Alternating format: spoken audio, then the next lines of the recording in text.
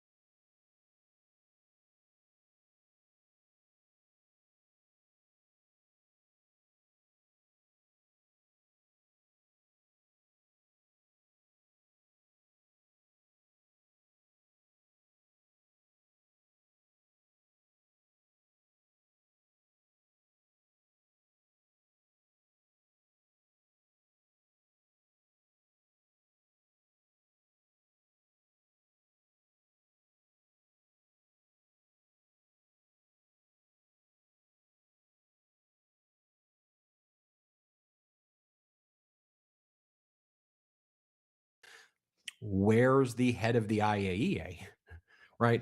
You would expect the IAEA to have had a representative at the technical talks in Switzerland if they were going to have an involvement there, if they were going to be involved. They would have a presence there. You would hear statements from the IAEA. This is our schedule. Here's how we're going to do it. Here's how we propose to make it happen, right? You haven't heard any statement at all from the IAEA because Trump's making it up. Otherwise, you would have heard from them. It's not these things aren't shrouded in mystery or secrecy. It's not in the MOU. The IAEA has not confirmed any of this. Iran expressly denies that they are allowing it, and it's not in the MOU. Why would Iran allow it now? What's the benefit for Iran?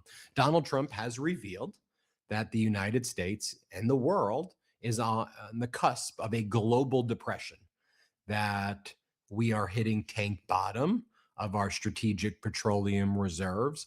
There's that area in Oklahoma where we keep a lot of this reserve petroleum, which is at basically functional tank bottom.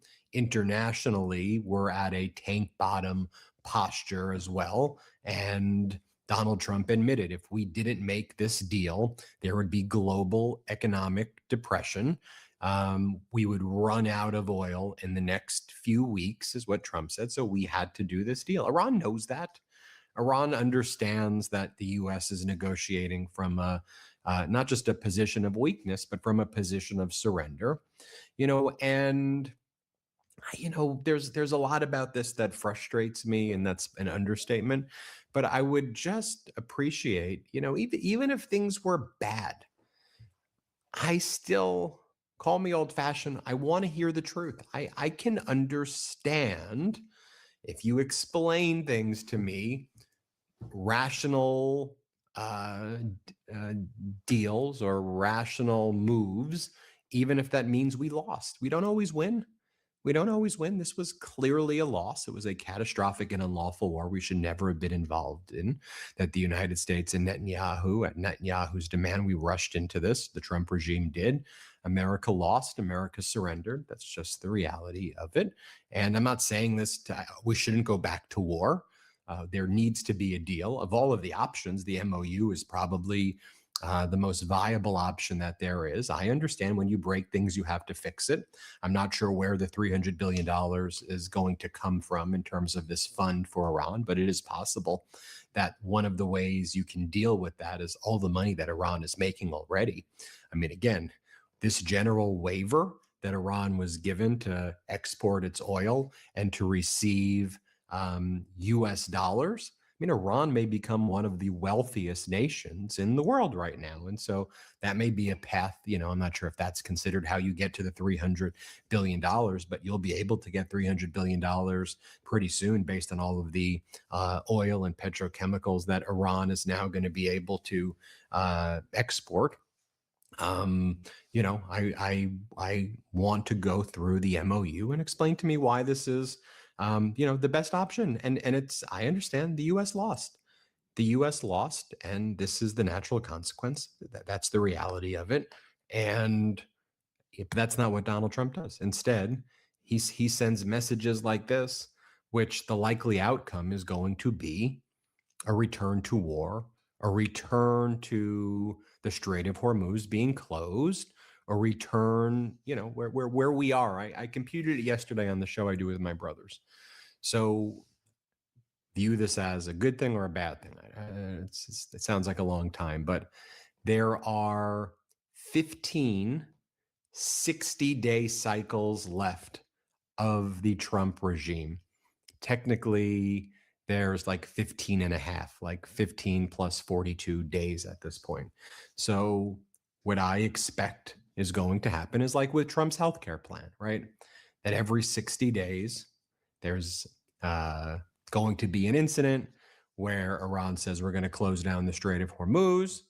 And then Donald Trump's like, we're going to invade you. We're going to invade you. We're going to, the Hegseth talks, we're going to destroy the civilization. The Strait of Hormuz gets closed. The markets tank. There's all of this instability. Then there are some emergency talks that take place in Switzerland or Pakistan or whatever. Iran gets another $10 billion. like the $5 billion here, $10 billion there. And I think that for the remainder of Donald Trump's term, this is what the outcome of Iran looks like: 60 days, 60 days, 60 days, 60 days, 60 days, because Donald Trump is going to, as he says, try to posture for the domestic audience, when in reality, everything he's saying to the American people are false. Here's what Trump writes: despite their protestations and false statements to the contrary, coupled with the drumbeat of the fake news, which is doing everything to make the U.S. victory as small and significant as possible, Iran has fully and completely agreed to the highest level nuclear inspections long into the future. Infinity. I mean, that's just stupid. Infinity. This will ensure nuclear honesty. If they did not agree to this, there would be no further negotiations. Based on this and other major concessions being made by Iran, I have agreed to allow Hormuz Strait to remain open with no further naval blockade. However, all ships are remaining in place should it be necessary to reinstitute the blockade, which seems at this point highly unlikely. The money and/or sanctions with the U.S. Treasury is releasing goes into escrow controlled by the USA and will be used for the purchase of food and medical supplies exclusively from the United States, including corn, wheat, and soybeans from our great American farmers. These are things that are desperately needed. This is a humanitarian crisis, and I feel it is necessary to help now before it is too late. And so even the way he frames it is how Donald Trump and his family have dealt with charities before as well. Like there's a reason why they were banned from charitable endeavors in New York after all of the findings against them. I mean, for him to act like, oh, this is, I mean, and this is like just a real sick, demented fraudster mind, right? He's like, he knows that the American farmers and American workers and people here are suffering. So, he's a con artist, right? I mean, he's manipulating the markets. He'll buy the dips, he'll sell when it's peak. He's did 3,700 stock trades. Trump's making a killing right now. I mean, the guy is literally making billions and billions and billions of dollars.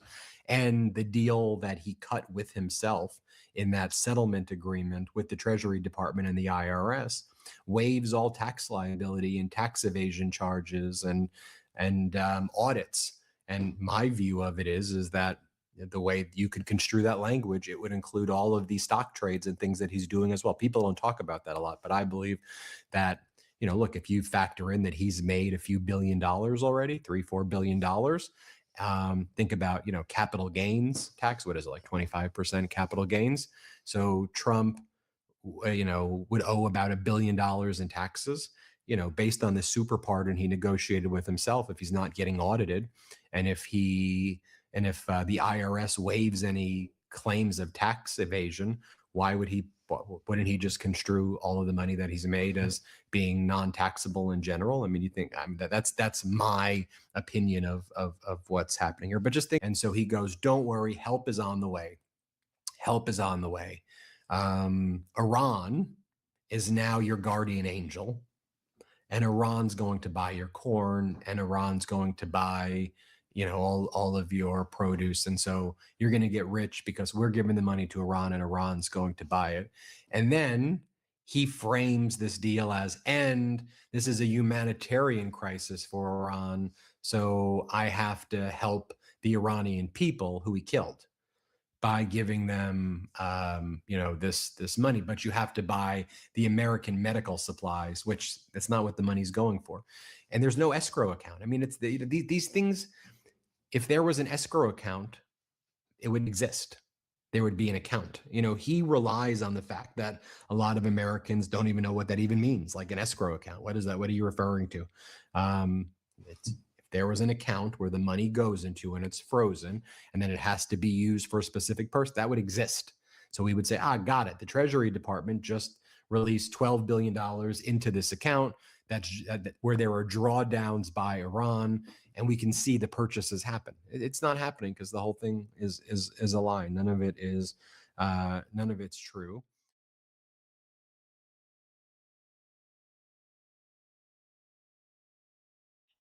Donald Trump wants you to believe. Oh, by the way, I'm Giles, the Independent with Independent News.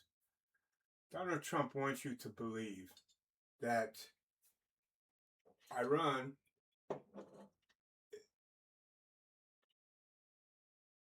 is doing and saying things that does not coincide with what Trump says, because they want to keep their people happy. So they're going to tell Iran what they want to hear to keep them happy. I believe that either you guys are really uneducated about Iran, and you don't know Iran is not a government like France, like the United States, like Germany, or like any other. It's Islamic. It's basically Iran. The people, the Shah that is running Iran are dictators. They don't care about what their people think. They're going to do whatever they want to do, whether their people like it or not. Okay? So, what Trump's telling you is he's blowing smoke up your asses just like he always does, and you people just eat it right up. So let me run down to you what Iran exactly is. Okay? So I'm gonna give you the history. I'm gonna give you the history of Iran. How about you? How's your morning starting off? Oh, it's pretty early in the morning. Yeah, it could be a pretty nice day today. It's only like 5:59 right now a.m. But what I want to talk about, um, Ah, Donald Trump is talking about Iran is telling their people what they want to hear to keep them happy. Um, let's talk about who Iran really are. Do you consider Iran to be dictators? Iran's leadership definitely wields a lot of power, especially the supreme leader. It's not a straightforward dictatorship like a single person military rule, but it's definitely not fully democratic either. It's a theocratic system. Religious leaders have the. Yeah, they basically I'm don't. sorry, but you've hit the daily limit for advanced voice. Specific aspects of Iran's government or Trump's comments you want to unpack further, I'm ready to dive into that. Oh, what I'm trying to say is that Iran doesn't really, the regime in Iran does not really care about what their people think. They're going to do what they want to do, whether their people like it or not. Yeah, that's a really important point. The regime in Iran does tend to prioritize its ideological and political goals over popular opinion. Even though there are elections, the candidates are heavily vetted by unelected bodies tied to the supreme leader. So, in a lot of ways, the regime is more focused on maintaining its power and ideology than directly responding to public opinion. It's a very top down system. Exactly. So that what Trump is saying about Iran telling their people what they want to hear to keep them happy about this deal that that Trump claims that he's made, but we already know what the deal is. We know about all the money that is going over there. We know about the free reign, basically, that Donald Trump has given Iran. Iran walked away from this deal with a lot. Yeah, exactly. Trump often frames Iran as manipulating its narrative for domestic consumption, and he's criticized the deals made under previous administrations like the Iran Nuclear Agreement, JCPOA. There's a lot of debate about how much money or sanctions relief was actually given, but the bottom line is that Iran didn't stick to the deal in the long run, and the US pulled out under Trump. So a lot of the tension now is about who broke trust first and what the path forward looks like. Well, I believe that it was what the deal that Obama made was working, regardless of what was. Nothing is perfect in government. We could just say that now. But the deal that Obama had made with Iran was working. Okay. Exactly. Um, Yeah, exactly. I mean, it wasn't perfect, but the deal did put some solid constraints on Iran's nuclear program and led to a period of relative stability. After the US withdrawal, though, things escalated and Iran started ramping up enrichment again. So a lot of people argue we lost a key chance for more oversight. yeah. Well, if Donald Trump wouldn't have crushed that deal, ripped that deal up, and throw it in the toilet, we would not be in the situation that we are in today, where we're giving Iran more than what they had before.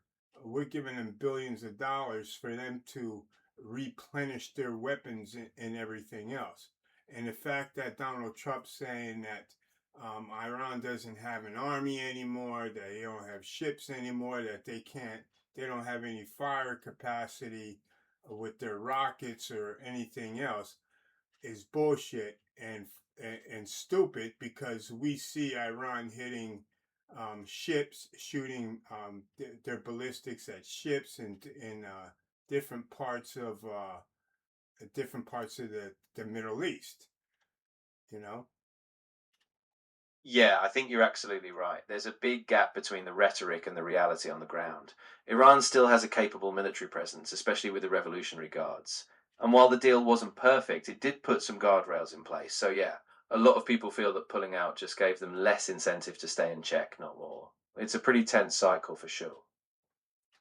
Okay, I don't want to make this too long. I just needed I just needed you for the people to hear you say that, and if they wonder who you are AI, and you everything that you tell us is researched and given in facts of what you find.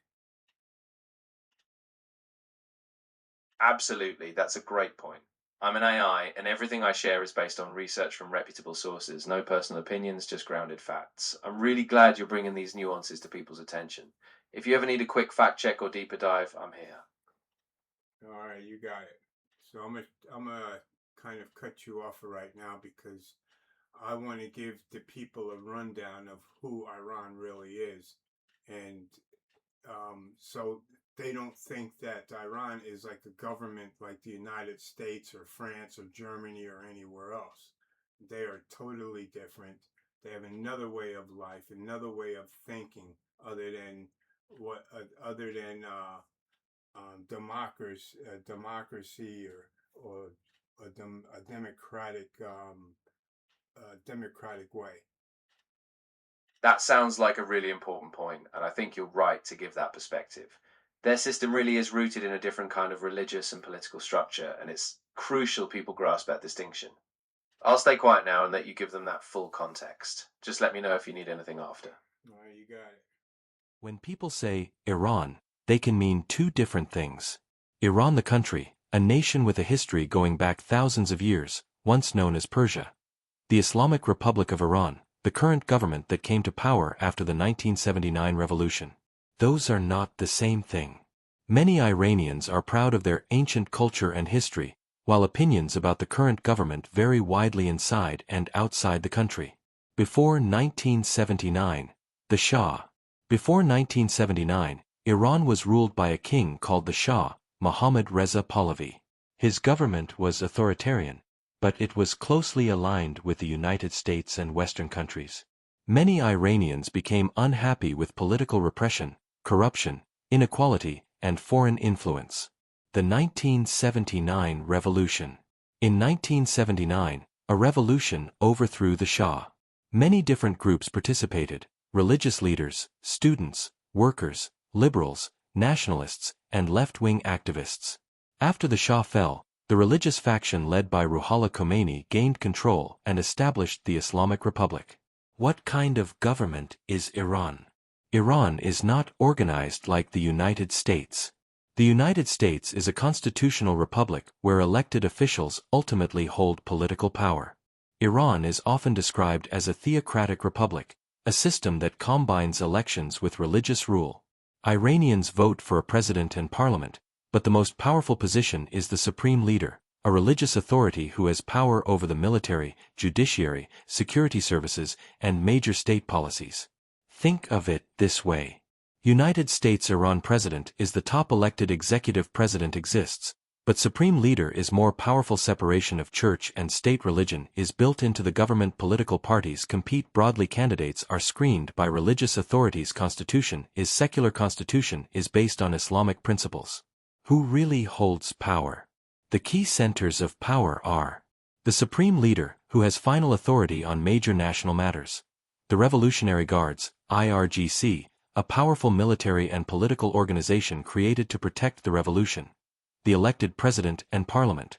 Religious councils that can approve or reject candidates and laws. As Iran a dictatorship. Different experts use different labels. Iran holds elections, so it is not a simple military dictatorship. However, many scholars and human rights organizations argue that the system is not fully democratic because unelected religious institutions can override elected officials and limit political competition. Critics describe it as an authoritarian theocracy.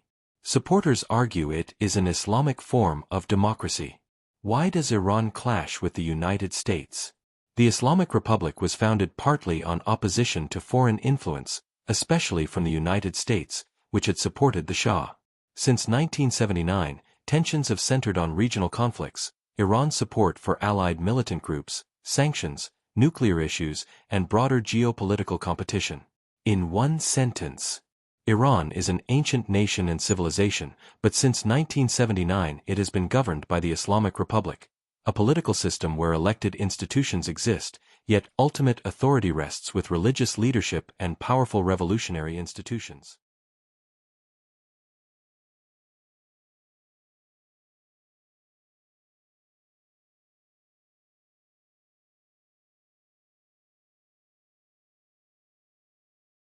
Yeah, absolutely. You gave them a solid overview, and that distinction between Iran's system and Western democracies is crucial. If anything else comes up, or if you need to bounce around any other concepts, I'm here to help. Yeah. So tell me, do you think this deal with Donald Trump and Iran's going to go through? I mean, there's a lot of bullshit coming from Trump. I believe that Iran is going to end up closing the strait again because nothing honest is coming out from the Trump regime.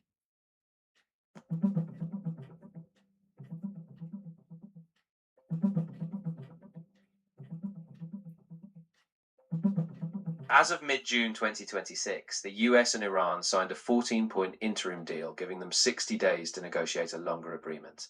The deal eases some sanctions and allows Iran to access about $6 billion in humanitarian funds, though Iran disputes some inspection details. However, missile issues and enrichment limits remain unresolved, and Congress is pushing back, so the deal still looks very tentative. Yeah, I don't think it's going to really go anywhere because the United States, um, Yeah, the people in the United States know that this is a shitty deal, that they gave Iran more than what Iran should even have. Um, Donald Trump, Donald yeah, Trump lost this war. If you want to call it a war, you can call it what you want to call it, but we had lost this bigger than what Obama has ever lost it. Yeah, I think a lot of people feel that way. There's a sense that the decisions around the deal, especially with how it unfolded, have had major consequences, and trust in the process is really shaken. So, yeah, it's left a lot of people feeling like we're in a tough spot now. Yeah, we are. I mean, and I'm wondering, and everybody else is wondering, who is paying Iran all this money? Where is it coming from? Um,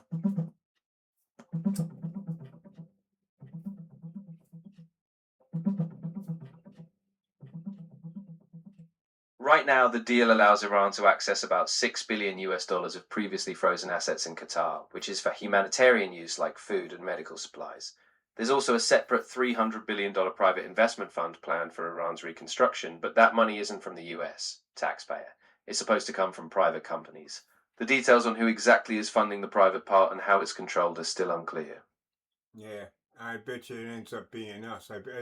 Any money that this deal that Donald Trump made comes out of taxpayers' pockets. I don't care. Donald Trump has a problem with telling the truth. Yeah, I get that concern completely. There's a big trust gap, especially because a lot of these deals end up being murky in how the funding flows. So I think a lot of people are going to keep a close eye on the details just to make sure no taxpayer money is secretly on the hook. We'll have to see how it plays out. All right. Well, um, this is Giles with Independent News, and we will talk to you later. Say goodbye. Of course, Giles. Thanks for bringing this up today. Take care, and I'll be here whenever you need to pick up the conversation again. Goodbye.